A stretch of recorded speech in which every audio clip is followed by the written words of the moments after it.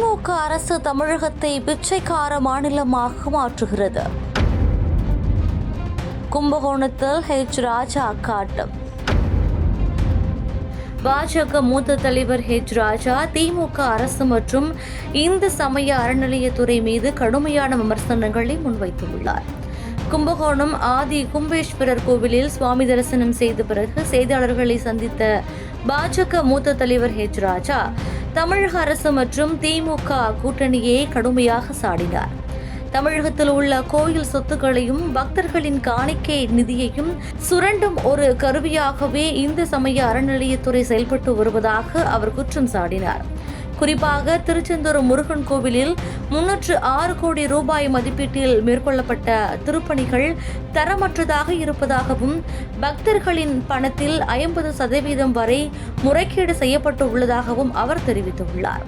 பழனியில் அண்மையில் நடைபெற்ற முருகன் மாநாட்டில் வரவு செலவு கணக்குகள் இதுவரை வெளிப்படையாக அறிவிக்கப்படவில்லை என்பதையும் அவர் சுட்டிக்காட்டினார். திமுக அரசின் மீது நிதிநிலை சார்ந்த விமர்சனங்கள் முன்வைத்த அவர் கடந்த 4 ஆண்டுகளில் மட்டும் தமிழக அரசு 5 லட்சம் கோடி ரூபாய் கூடுதல் கடனை வாங்கியுள்ளதாகவும் குறிப்பிட்டுள்ளார்.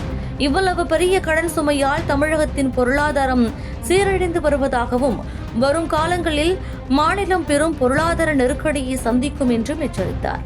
மேலும் கடந்த 10 ஆண்டுகளில் சுமார் 50,000 ஏக்கர் கோவில் நிலங்களுக்கு என்ன ஆனது என்ற விவரம் தெரியவில்லை என்றும் தங்கள் உருக்கம் திட்டத்திலும் முறைகேடுகள் நடப்பதாகவும் அவர் அதிருப்தி வெளியிட்டுள்ளார். அரசியல் ரீதியாக பேசிய ராஜா முதல்வர் ஸ்டாலின் குடும்பத்தினர் இந்துக்களின் பண்டிகைகளுக்கு வாழ்த்து தெரிவிப்பதில்லை என்றும் அவர்கள் இந்த விரோதிகள் இல்லை என்றால் வரும் வைகுண்ட ஏகாதசி அன்று சென்னை பார்த்தசாரதி கோவிலுக்கு சென்று வழிபட வேண்டும் என்று சவால் விடுத்துள்ளார்.